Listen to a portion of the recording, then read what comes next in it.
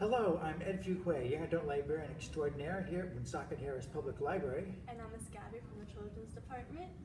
We're having another episode of Book Talking, our weekly discussion of everything, including occasionally books.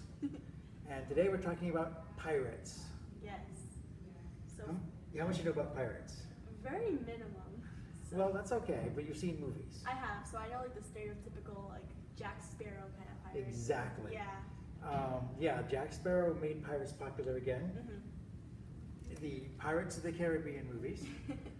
I have the DK illustrated history of the movies. Okay. Remember I mentioned these when we talked about Star Wars? Yes, yes, you did. They have a volume just like the Star Wars volume for Pirates of the Caribbean. It's got all the ships and the costumes, the weapons and everything.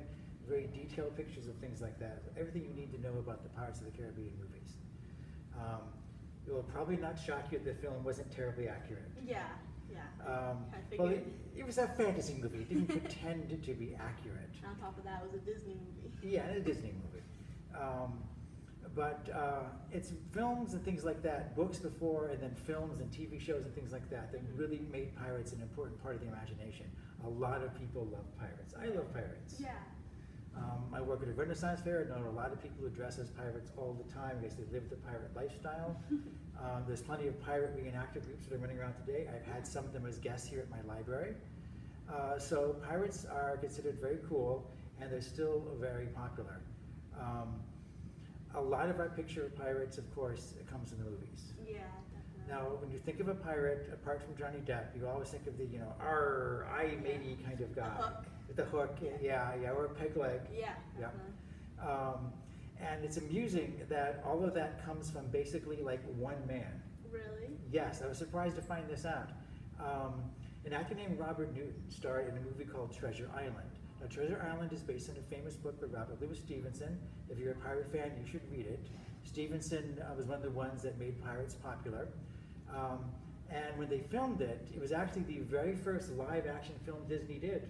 Really? Yes, prior to that, they'd only done cartoons. So Treasure Island was what Walt Disney chose to be his first live-action movie. And it's a pretty good movie, too. Okay. However, they hired Robert Newton to play Long John Silver. Now, Long John Silver was not based on a real pirate. Okay. But he's become the quintessential pirate in everybody's imagination until Johnny Depp came along. Because I've heard about him. Exactly. Well, when I grew up, I liked to watch a lot of old Hollywood movies, and I was a fan of like the Captain Blood movies with Errol Flynn. Okay. I've He, never heard of he him. was kind of the Johnny Depp of his day. He was considered very handsome. He played a lot of swashbuckling heroes and things like that. Great swordsman, good stuntman. But yeah, he did a bunch of pirate movies that were very popular at the time. But everybody in the old movies talked normally.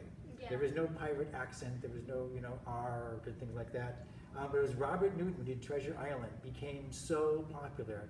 He would go on to play Long John Silver in a sequel movie and a TV series, and he appeared in several other pirate movies. Now, the funny thing about it is the accent he chose to play for Long John Silver is an exaggerated version of his own accent.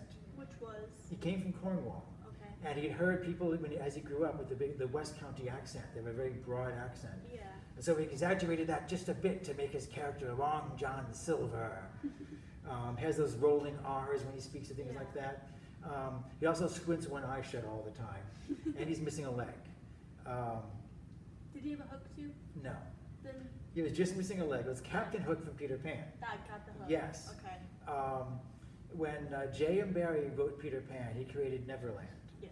And Neverland is composed of things that Victorian kids thought were cool at the time, which is why it's filled with mermaids, Native Americans, fairies, and pirates. Okay. The only thing all those have in common is that Victorian kids thought all of those things were cool. I never knew that. Yeah, Wow. Neverland was basically a fantasy land for kids, and those are all things that kids liked in the Victorian era. So that's when J.M. Barrie was writing the story. And so Captain Hook became another of the quintessential pirates. Okay. He's the dandy who dresses very well and so forth. He's that kind of a pirate. Jack Sparrow is very grungy and wears really ordinary clothing for the most part. Yeah. Actually, in a lot of ways, he is realistic. Mm-hmm. He has a leather tricorn hat, which probably hundreds of pirates wore. It was a really common hat at the time. He wears really ordinary like breeches and a shirt and fights with a really ordinary dull-looking sword that you could pass for like any sword anywhere in the world, basically. There's nothing special about his outfit at all. Yeah. Um, Definitely. which in a way is good. That makes him a more accurate and more realistic character, even though realism wasn't what they were going for. Okay, so pirates. Most people love pirates because they associate them with freedom. The pirates live by their own rules. They're free from society's, structures and things like that. Travel the sea. They travel the seas. They're very independent, and that sense of freedom from restraint was one of the things that led people to piracy quite a bit in those days. Things you should remember. First of all, there have always been pirates. Okay. So long as people have shipped things from one place to another across the water, someone has tried to rob them, and they were pirates. Okay. They had pirates in ancient Greece. They had pirates in ancient Rome.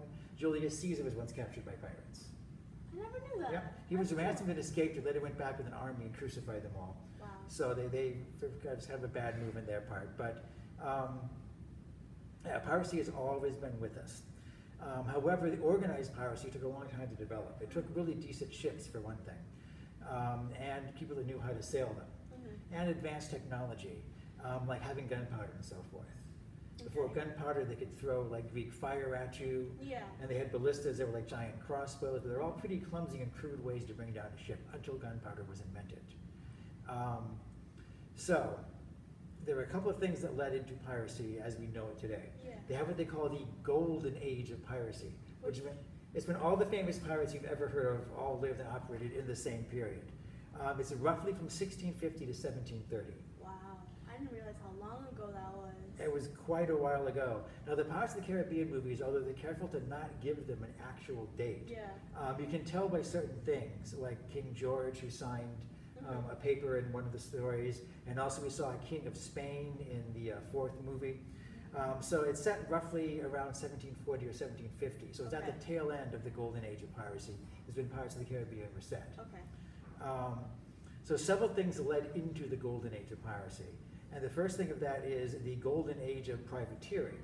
Which is. Well, the difference between a privateer and a pirate is a privateer has what's called a letter of marque. A privateer is hired to attack ships on behalf of a government. So it's like a hitman of pirates, kind of. Yes, a pirate hitman is exactly what privateers were. And the most famous ones in history were the ones that worked for Queen Elizabeth in England in the late 1500s and during the Elizabethan age, the golden age of England. Yeah. Now, England was in fierce competition with Spain. Spain had just discovered the New World. Spain was an extremely Catholic country, and England was a very Protestant country, and they're both vying for power in the New World. Yeah. In fact, one of the main reasons why they settled the Jamestown colony was the people who ran Jamestown promised Elizabeth they could use Jamestown as a base to attack Spanish holdings in the Caribbean. Wow. And in fact, the ship full of settlers that first arrived in Jamestown actually attacked a Spanish ship on their way there. Yeah, so you can legit say that America was founded by pirates. That's awesome. Yeah, Roger Williams. yeah. Well, the Pilgrims unfortunately didn't attack anyone on their way Yeah. here, but in Jamestown they most definitely did because that was part of their mandate. Elizabeth gave her completely secret and able to withdraw at any moment approval for English captains to attack Spanish ships wherever they could. Wow. Elizabeth's privateers were known as her sea dogs. She had Hawkins and Drake and Raleigh and so forth, who were mandated to attack Spanish shipping wherever they could find them. And Queen Elizabeth got a cut of all that. And then she would totally deny that she gave them permission to do that. So she was making her money on the side. Yeah, but completely when, deniable. But when it came down to her actually getting in trouble, she was like, no. Yeah, well, eventually Spain did invade, and that was the Spanish Armada. But that was it's a part of all this. They don't have to cover it today because it's a complicated subject. So some of her sea dogs were amazing sailors and captains of ships, in particular Drake. Francis Drake was one of those characters who sounds like he came from a book. He just did amazing things. He became the first captain to sail all the way around the world, attacking Spanish holdings everywhere Spain had a colony. He went all the way around the earth, all the way back to England again, in a voyage that took 3 years. He came back laden with so much gold, he paid off the British national debt for 3 years. Oh my gosh. Yeah, it was a phenomenal success. Drake was nicknamed the Dragon by the Spanish Okay. Why? Do you know why? because he was so fierce. Okay. He stalled the Spanish Armada from invading by attacking Spain while the ships were still being built. Yeah. He smashed a factory that made barrels for them, because in those days everything was stored in barrels. All of your water, all of your food. And so by denying them barrels, they couldn't leave until they had made enough barrels to supply the entire navy. So you had the golden age of piracy, or the golden age of privateers. Now, at that time, Spain had discovered the New World. Mhm. They'd found deposits of gold there and silver, and they're shipping all that back across the ocean. That is a really long ocean voyage. Yeah. And the Caribbean is full of small islands that made really good bases. Now, everybody wanted a piece of the New World. At this time, the Caribbean is being divided up by England, Spain, France, the Netherlands, Yeah. and pretty much anyone else that could put a ship in the water would stick a city somewhere in the Caribbean. So all those Spanish ships were really vulnerable. And eventually Spain would build bigger and bigger ships to protect their gold. But in the beginning, you could attack a Spanish ship and get away with a lot if you were lucky. The other thing they invented was called the pirate round, which was where you'd sail to India. And you could attack Muslim people. They were on the Hajj, the pilgrimage Yeah. to Mecca they had to go on. So a rich Muslim king would take like his entire court and all of his treasure all the way to Mecca. Part of which involves a sea voyage, which makes them very vulnerable to attack by pirates. They also attack some of the Indian princes. They very much annoy the British East India Company, who are also the villains in the Pirates of the Caribbean movie. Yeah.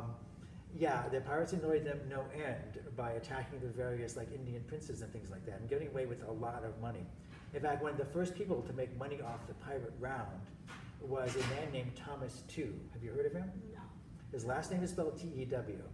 He's famous for people like us because he's from Rhode Island. Is he really? He's from Newport. Wow. There were several pirates that had Rhode Island connections, but Thomas Tew was definitely from Newport. He was one of the first ones to successfully do the pirate round. He would sail all the way to India, attack somebody in the Indian Ocean, and come all the way back again, laden down with treasure, which is an enormous voyage. Yeah.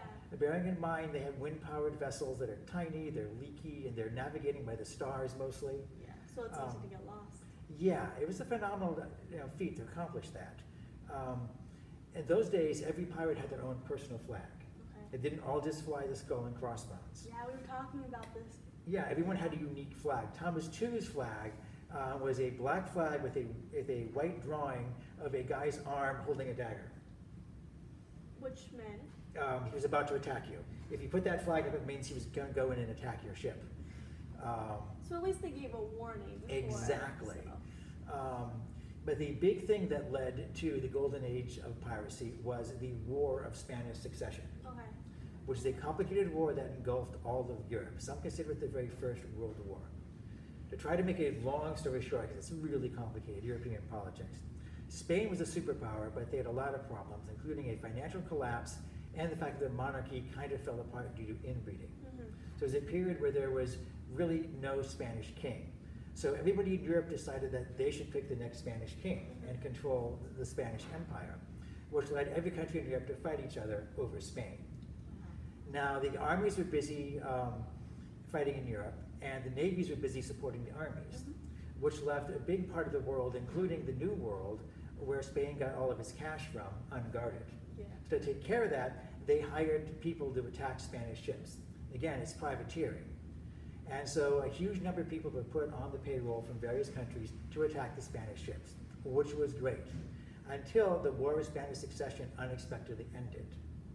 And even worse, England and Spain kind of more or less pretended to be friends for a while, so English captains weren't allowed to attack Spanish ships all of a sudden. Yeah. So you had hundreds of people who were very, very good at attacking ships in the ocean and robbing them. That was all they knew how to do. That was their skill set. They've been doing it for years, and now all of a sudden it was illegal. Yeah. So what do? Do you get a respectable job, or do you turn pirate? Yeah, they turned pirate. Yeah.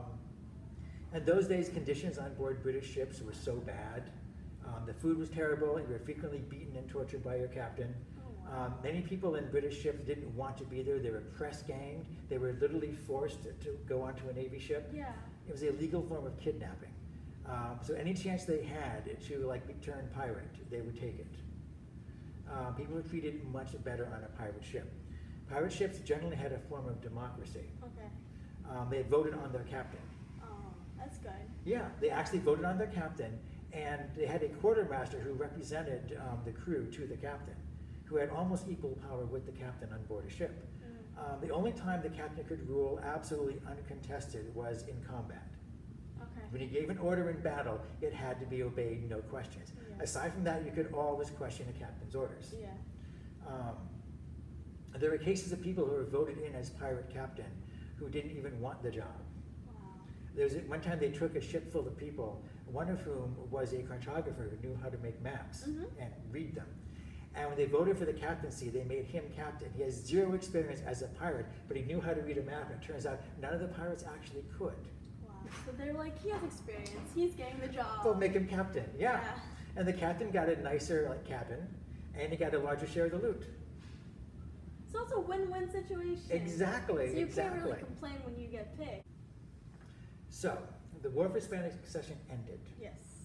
So you had a bunch of captains who wanted to find a base they could use for their new career of piracy. Yeah. People like Henry Jennings, Charles Vane, Sam Bellamy, and a guy named Edward Teach, that you know better as Blackbeard. Okay, yeah, I was about to say. That was okay. Blackbeard. Yeah. They finally settled in Nassau, which today is a gorgeous vacation resort. In those days, it was also a gorgeous island, but it happened to be a city that had largely been abandoned after being passed back and forth between different colonial powers. And so by moving there, they were able to get a really nice harbor that was easy to defend, and there was already a fort built there, where they could put their cannons into to protect themselves. They had a town called New Providence, although it's sometimes confusingly just called Providence. It's New Providence, yeah. Is it in Rhode Island? No. Oh, okay, so it's a different one. It's Okay. the New Providence in the Caribbean. It's on Nassau. Okay. But they formed their own government, sort of a republic of pirates there, and that became their new base. And that was the beginning of the golden age of piracy, which we can discuss next time in detail. Yes, we can. All the famous pirates are all coming onto the scene right now. All right, so we'll be back next time. Until then, I have been Ed. And I'm Miss Gabby, and we'll see you next week. In the meantime, take care and be safe.